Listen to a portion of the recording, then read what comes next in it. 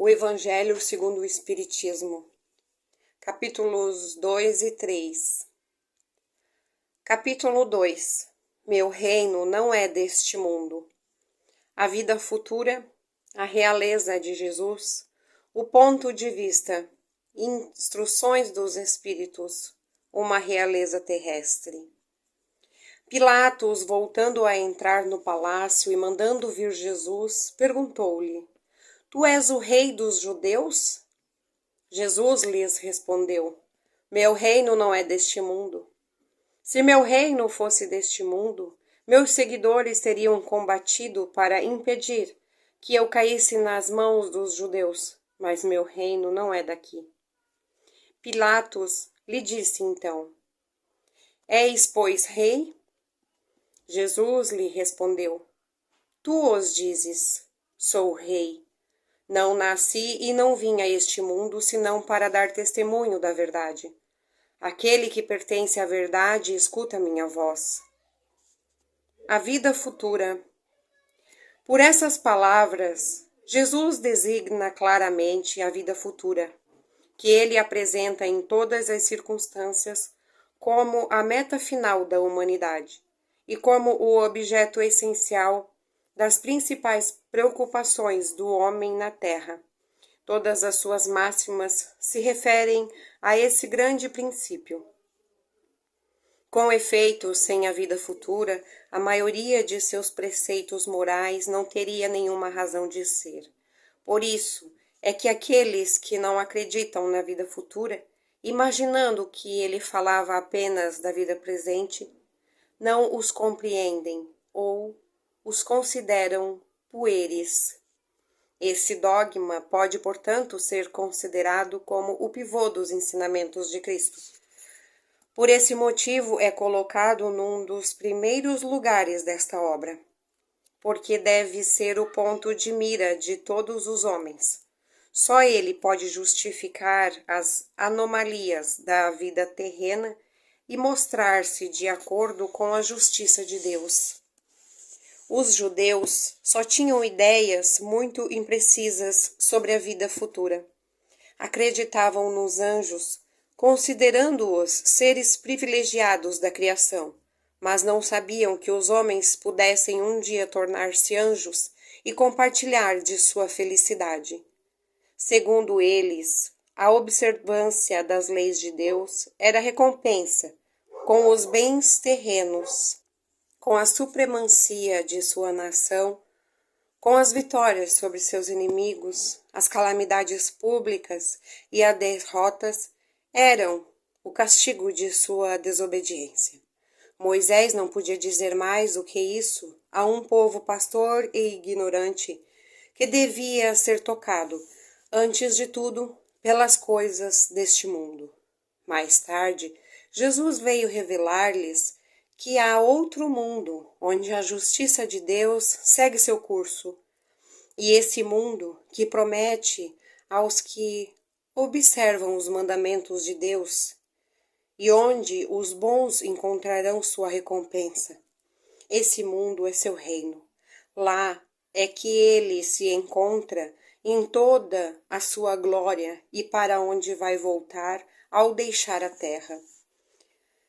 Jesus, no entanto, ao conformar seus conhecimentos com o estado dos homens de sua época, não julgou conveniente dar-lhes luz completa que os teria deslumbrado em iluminados, porque não a teriam compreendido.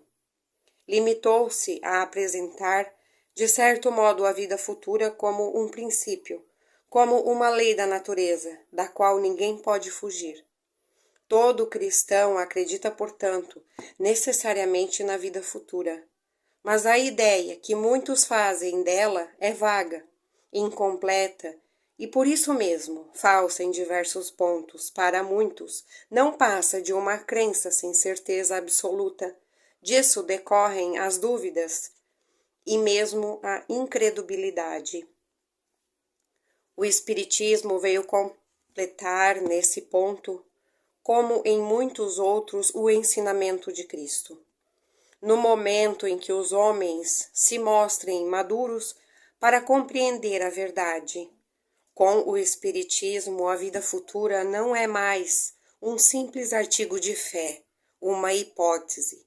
É uma realidade material demonstrada pelos fatos, pois são testemunhas oculares que a descrevem em todas as suas fases e em todas as suas peripécias, de tal modo que não somente a dúvida não é mais possível, mas também a inteligência mais simples pode imaginá-la sob seu verdadeiro aspecto, como todos imaginam um país ao ler uma descrição detalhada.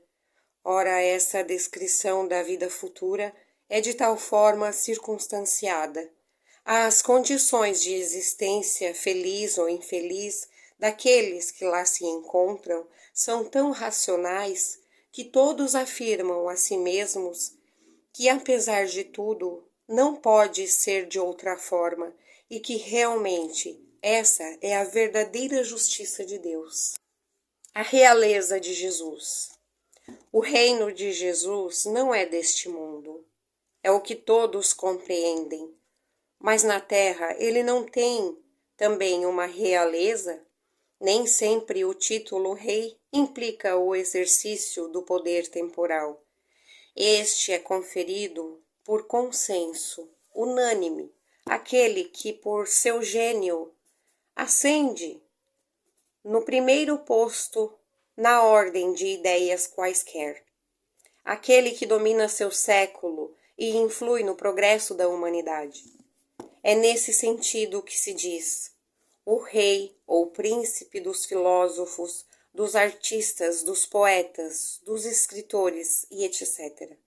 Essa realeza oriunda do mérito pessoal, consagrada pela posteridade, não tem muitas vezes preponderância bem maior do que aquela que se cinga da coroa real.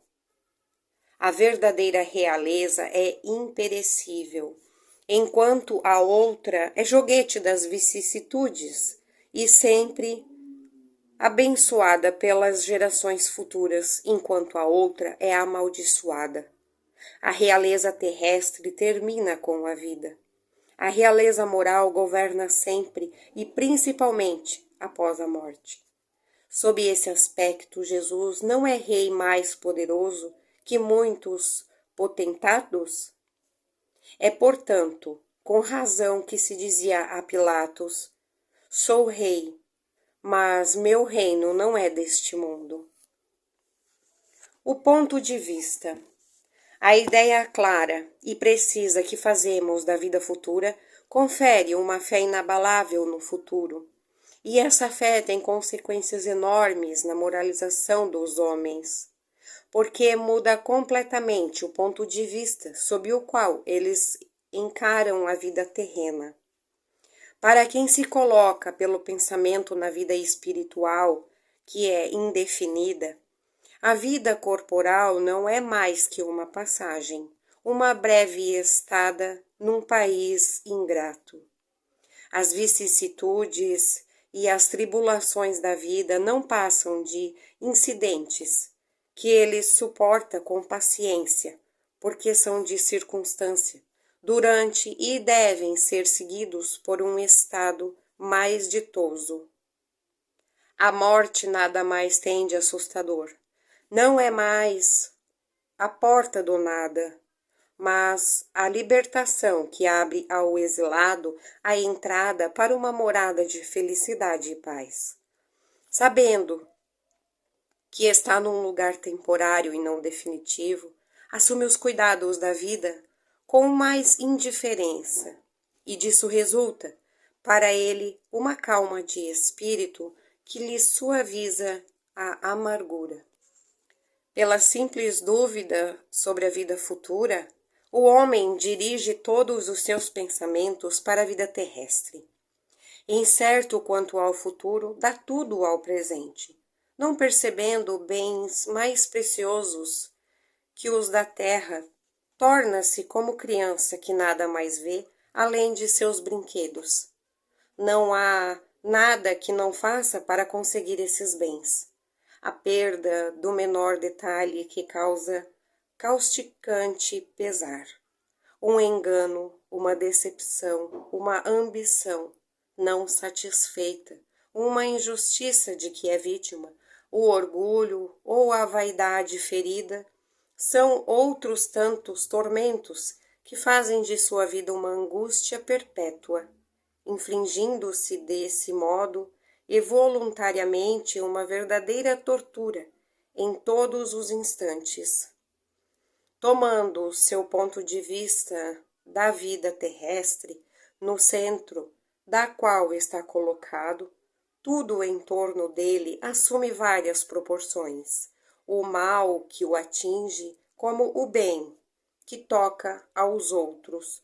Tudo adquire a seus olhos grandes importância, do mesmo modo que para ele está no interior, cidade, tudo lhe parece grande. Assim também, os homens que estão no alto da escala social lhe parecem monumentos. Mas se ele se transferir para o alto de uma montanha, os homens e as coisas vão lhe parecer pequenos. É o que ocorre quando aquele que encara a vida terrestre do ponto de vista da vida futura. A humanidade, como as estrelas do firmamento, se perde na imensidão. Percebe então que grandes e pequenos estão confundidos, como as formigas num montículo de terra, que protelários e potentados são do mesmo tamanho, e lamenta que esses seres efêmeros tenham tanto trabalho para conquistar um lugar que os eleve tão pouco e que devem conservar por tão pouco tempo. É desse modo que a importância conferida aos bens terrenos está sempre em razão inversa da fé na vida futura. Se todos pensassem dessa maneira, se poderá dizer tudo periglitaria, visto que ninguém mais se preocuparia com as coisas da terra. Não o homem procura instintivamente seu bem-estar, e mesmo com a certeza de só ficar por pouco tempo num lugar, ainda assim quer ficar aí da melhor maneira, ou o menos mal possível. Não há ninguém que, encontrado um espinho sob sua mão, não o afaste para não se picar.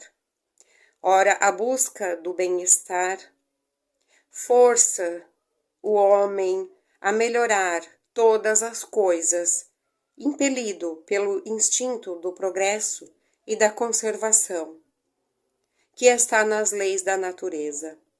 Ele trabalha, portanto, por necessidade, por gosto e por dever, e nisso cumpre os desígnios da providência que o colocou na terra para esse fim. Somente aquele que se preocupa com o futuro não dá ao presente mais que importância relevativa e facilmente se consola com seus fracassos, pensando no destino que o espera. Deus não condena, portanto, as alegrias terrestres, mas o abuso dessas alegrias indeterminados das coisas da alma. É contra esse abuso que são premunidos aqueles que aplicam a si próprios estas palavras de Jesus: meu reino não é deste mundo. Aquele que se identifica com a vida futura assemelha-se a um rico que perde uma pequena soma sem se preocupar.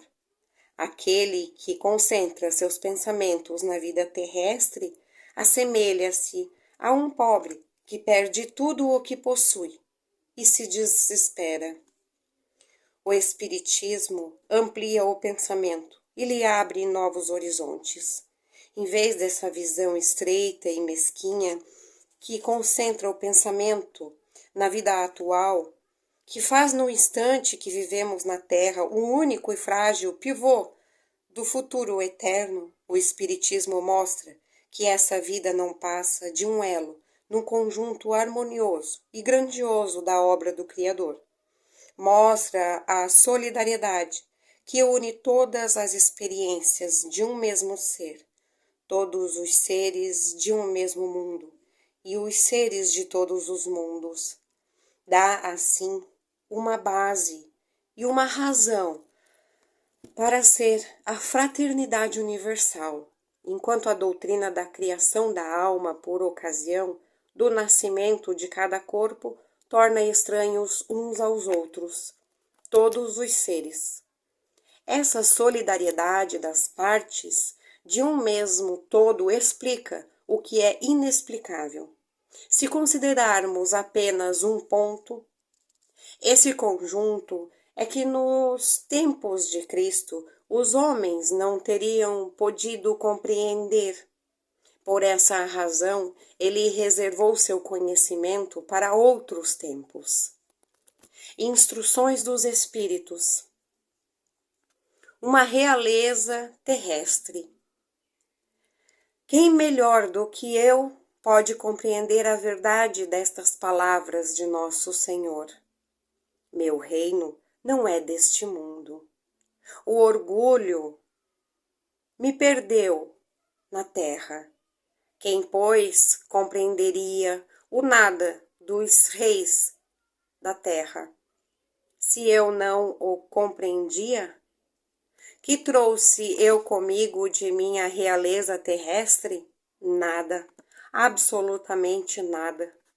E como, para me dar a lição mais terrível, ela não me acompanhou até o túmulo? Eu era a rainha entre os homens. Como rainha, acreditava em entrar no reino dos céus. Que desilusão, que humilhação!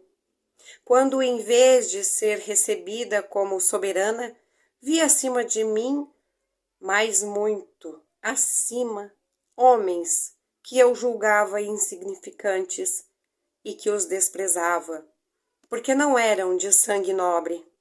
Oh, como então compreendi a esterilidade das honras e grandezas que com tanta avidez buscamos na terra. Para preparar-se um lugar nesse reino é necessário abnegação, humildade, caridade em toda a sua celeste prática, benevolência para com todos.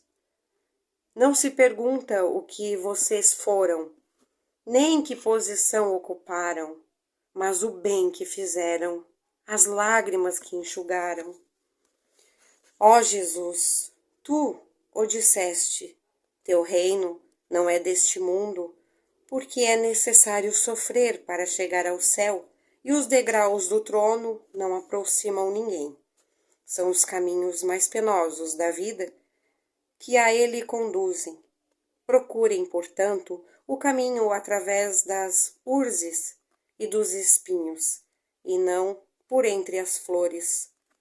Os homens correm atrás dos bens terrestres, como se pudessem guardá-los para sempre. Trata-se de uma ilusão. Logo percebem que só apanharam uma sombra e negligenciaram os únicos bens sólidos e duradouros, os únicos que lhes servem na morada celeste, os únicos que podem lhes abrir o acesso a ela. Compadeçam-se daqueles que não ganharam o reino dos céus. Ajudem-nos com suas orações, pois a oração aproxima o homem do Altíssimo, e o traço de união entre o céu e a terra, não o esqueçam. Uma rainha da França. Abre, 1863. Capítulo 3. Há muitas moradas na casa de meu pai. Diferentes estados da alma na vida errante, diferentes categorias de mundos habitados, destino da terra, causa das misérias terrenas, instruções dos espíritos, mundos superiores e inferiores, mundos de expiações e de provas, mundos regeneradores, progressão dos mundos. Não se turbe seu coração. Se creem em Deus, creiam também em mim. Há muitas moradas na casa de meu Pai.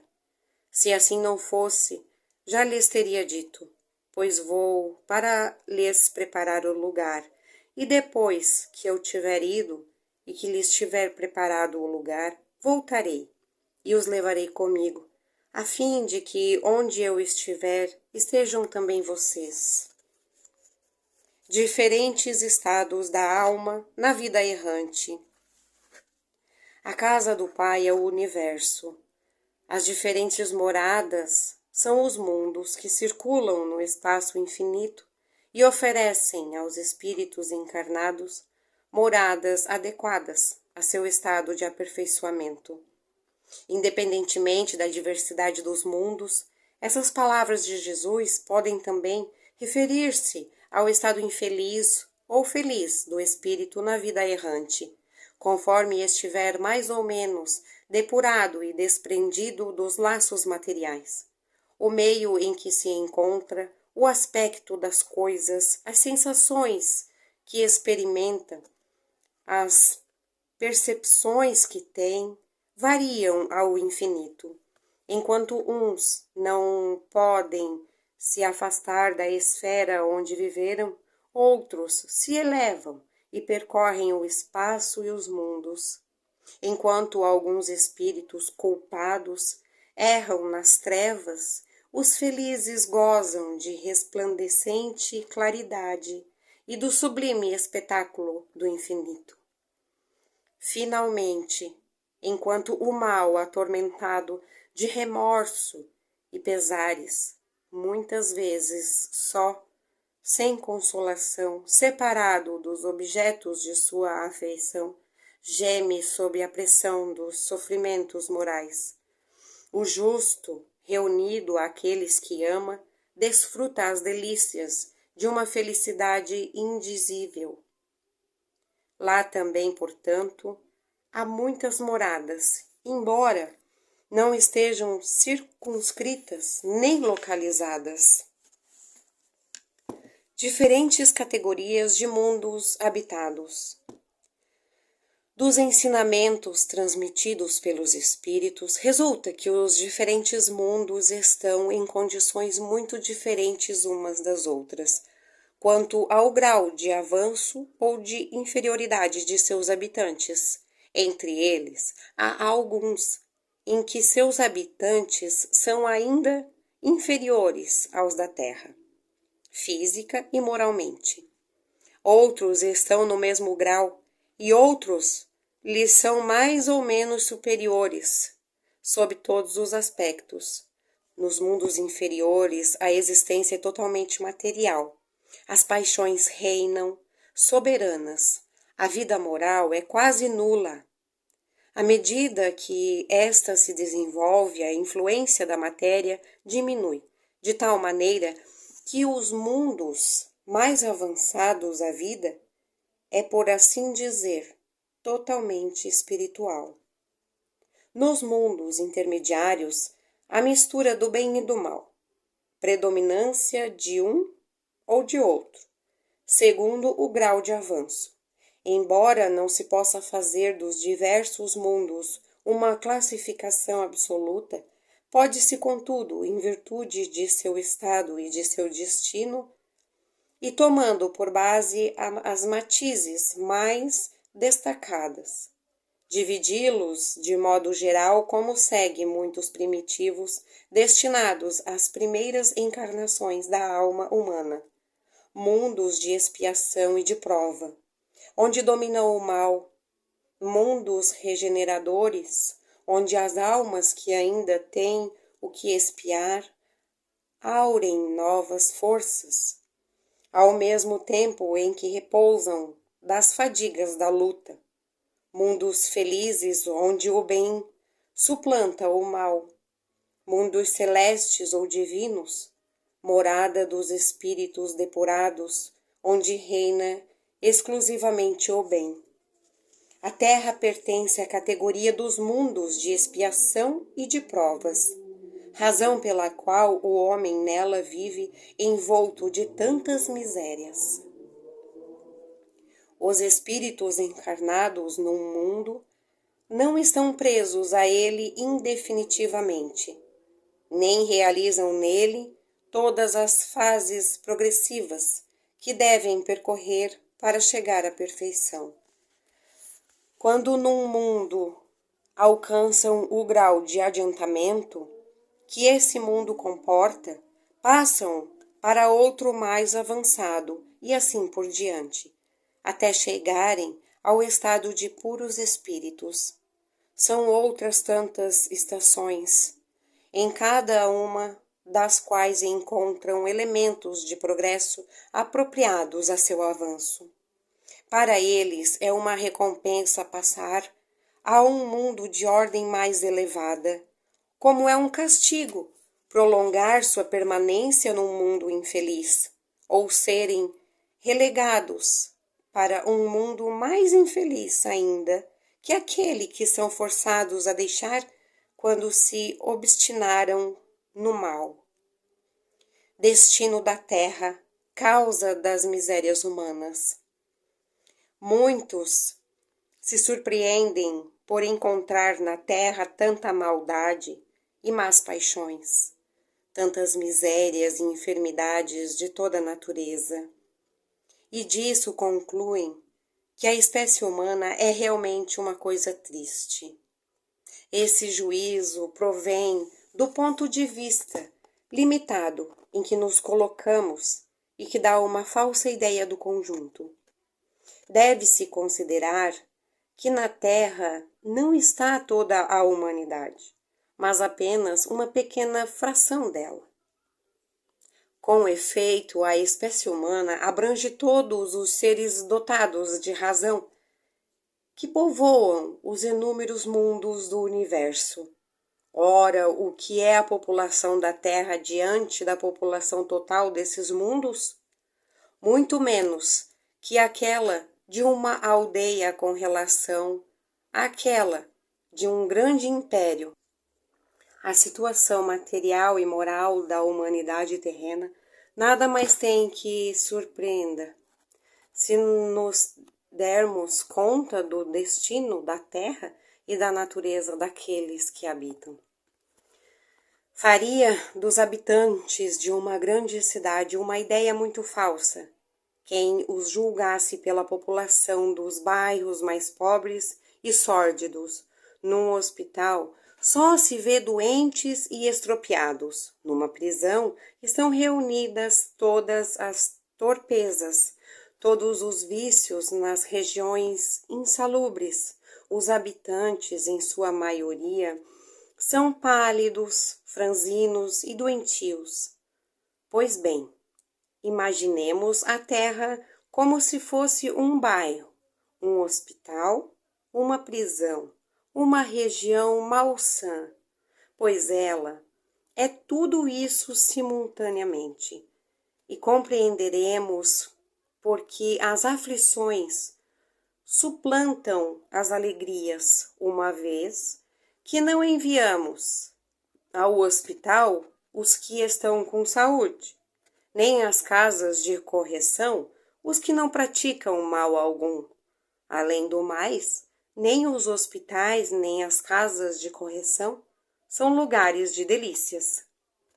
Ora, assim como numa cidade toda a população não está nos hospitais ou nas prisões, assim também toda a humanidade não está na terra. Do mesmo modo que os doentes saem do hospital quando estão curados e da prisão aqueles que cumpriram suas penas, assim também o homem deixa a terra para mundos mais felizes, quando está curado de suas enfermidades morais. Instruções dos Espíritos. Mundos inferiores e mundos superiores. A classificação de mundos inferiores e mundos superiores é mais relativa que absoluta. Tal mundo é inferior ou superior com relação àqueles que estão acima ou abaixo dele na escala progressiva.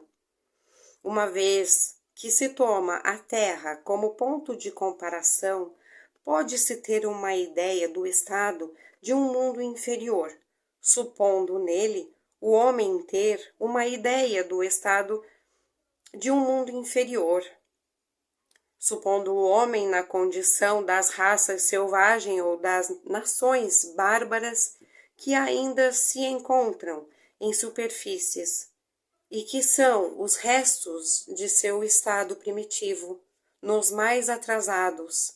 Os seres que os habitam são de algum modo rudimentares, possuem a forma humana, mas sem nenhuma beleza. Seus instintos não são abrandados por nenhum sentimento de delicadeza ou de benevolência, nem pelas noções do justo e do injusto. Unicamente a força bruta impõe a lei. Sem indústria, sem invenções, os habitantes passam a vida na busca de alimentos. Deus, contudo, não abandona nenhuma de suas criaturas. No fundo das trevas da inteligência jaz latente a vaga intuição mais ou menos desenvolvida de um ser supremo. Esse instinto é suficiente para torná-los superiores uns aos outros e preparar sua ascensão a uma vida mais completa, pois não são seres degradados, mas crianças que estão crescendo. Entre esses graus inferiores e os mais elevados, há inúmeros degraus, e nos espíritos impuros, desmaterializados e resplandecentes de glória, é difícil reconhecer aqueles que foram esses seres primitivos, do mesmo modo que no homem adulto é difícil reconhecer o embrião. Nos mundos que chegaram a um grau superior, as condições da vida moral e material são totalmente diversas daquelas da vida na Terra. A forma do corpo é sempre como em toda parte, a forma humana, mas embelezada, aperfeiçoada e, sobretudo, purificada. O corpo nada tem da materialidade terrestre e não está, por conseguinte, sujeito às necessidades, nem às doenças, nem às deteriorizações que a predominância da matéria provoca. Os sentidos mais apurados têm percepções que aqui na Terra a grosseira dos órgãos sufoca. A leveza específica dos corpos toma a locomoção rápida e fácil. Em vez de se arrastar penosamente no solo, desliza, por assim dizer, fácil na superfície ou plana na atmosfera sem qualquer outro esforço que o da vontade, da maneira como são representados os anjos ou como os antigos imaginavam os manes nos campos elíseos. Os homens conservam a seu grado os traços de suas migrações passadas e se demonstram a seus amigos como eles os conheceram, mas iluminados por uma luz divina, transfigurados pelas impressões interiores, que são sempre elevadas. Em lugar de semblantes descorados, abatidos pelos sofrimentos e pelas paixões, a inteligência e a vida cintilam com esse brilho que os pintores transmitiram pelo nimbo ou pela auréola dos santos. A pouca resistência que a matéria oferece a espíritos já avançados torna o desenvolvimento dos corpos rápido e a infância curta ou quase nula. A vida é exemplo de cuidados e angústias. É proporcionalmente muito mais longa do que na Terra. Em princípio, a longevidade é proporcional ao grau de avanço dos mundos. A morte não tem ali nada dos horrores da decomposição. Longe de ser motivo de pavor, ela é considerada como uma transformação feliz, porque lá não existe a dúvida sobre o futuro. Durante a vida, a alma, uma vez que não está encerrada numa matéria compacta, brilha e desfruta de uma lucidez que a coloca num estado quase permanente de emancipação e permite a livre transmissão do pensamento. Nesses mundos ditosos, as relações de povo a povo, sempre amistosas, jamais são perturbadas pela ambição de sujeitar seu vizinho, nem pela guerra, que é sua consequência. Não há senhores, nem escravos, nem privilegiados por nascimento. Só a superioridade moral e intelectual estabelece a diferença das condições e confere a supremacia. A autoridade é sempre respeitada, porque é conferida somente ao médico e é sempre exercida com justiça. O homem não procura elevar-se acima do homem, mas acima de si mesmo, aperfeiçoando-se. Seu objetivo é chegar à categoria dos espíritos puros. E esse desejo incessante não é um tormento, mas uma nobre ambição, que o leva a estudar com ardor para igualá-los. Todos os sentimentos delicados e elevados da natureza humana ali estão engrandecidos e purificados. São desconhecidos os ódios, os ciúmes mesquinhos, as baixas cobiças da inveja. Um laço de amor e fraternidade une todos os homens. Os mais fortes ajudam os mais fracos. Possuem mais ou menos bens, segundo se aplicaram com a falta do necessário. Porque ninguém ali está em expiação. Numa palavra, o mal não existe. Em seu mundo, vocês necessitam do mal para sentir o bem, da noite para admirar a luz, da doença para apreciar a saúde. Nos outros mundos, esses contrastes não são necessários. A eterna luz, a eterna beleza, a eterna tranquilidade da alma proporcionam uma alegria inteira que nem as angústias da vida material, nem o contato dos maus que ali não têm acesso perturbam. Aí está o que o espírito humano tem maior dificuldade em compreender. Foi bastante engenhoso para pintar os tormentos do inferno, mas nunca conseguiu representar as alegrias do céu. E por isso, porque sendo inferior, só suportou sofrimento e miséria, e nunca entreviu as claridades celestes. Só pôde falar do que conhece, mas à medida que se eleva e se depura, o horizonte se abre e compreende que o bem está diante dele, como compreendeu o mal que ficou para trás. Esses mundos felizes, no entanto, não são mundos privilegiados, pois Deus não é parcial com nenhum de seus filhos. Dá a todos os mesmos direitos, as mesmas felicidades para chegar a esses mundos. Ele os faz partir todos do mesmo ponto e não dá a nenhum mais que aos outros. As primeiras categorias são acessíveis a todos. Cabe a eles conquistá-las por seu trabalho.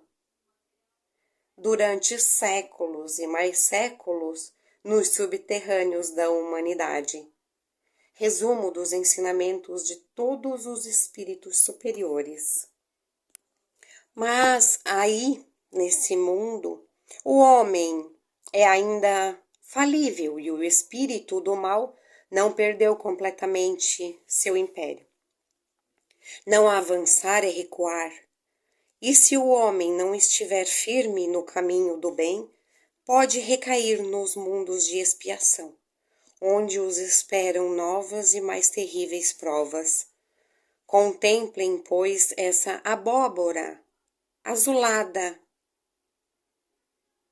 À noite, na hora do repouso e da oração, e nessas inúmeras esferas que brilham sobre suas cabeças, perguntem-se quais as que se conduzem a Deus e peçam-lhes que um mundo regenerador lhes abra seu seio depois da expiação na terra. Santo Agostinho, Paris, 1862. Progressão dos mundos. O progresso é uma das leis da natureza. Todos os seres da criação, animados e inanimados, são submetidos a ela pela bondade de Deus, que quer que tudo cresça e prospere. A própria destruição que os homens parece o fim de todas as coisas e apenas um meio para chegar pela transformação de um estado mais perfeito, pois tudo morre para renascer e nada retorna ao nada. O mesmo tempo em que todos os seres vivos progridem moralmente, os mundos que eles habitam progridem materialmente. Quem pudesse acompanhar um mundo em suas diversas fases, desde o instante em que se aglomeravam os primeiros átomos que serviram para constituí-lo, poderia vê-lo percorrer uma escala sempre progressiva, mas com degraus imperceptíveis para cada geração, e oferecer a seus habitantes uma morada mais agradável à medida que eles próprios avançam no caminho do progresso. Assim caminham de forma paralela o progresso do homem e dos animais, seus auxiliares, e dos vegetais, e o da habitação, pois nada é estacionário na natureza. Como essa ideia é grandiosa e digna da majestade do Criador, quanto ao contrário é pequena e indigna de seu poder, aquela que concentra sua solicitude e sua providência no imperceptível grão de areia, que é a terra, e restringe a humanidade aos poucos homens que a habitam.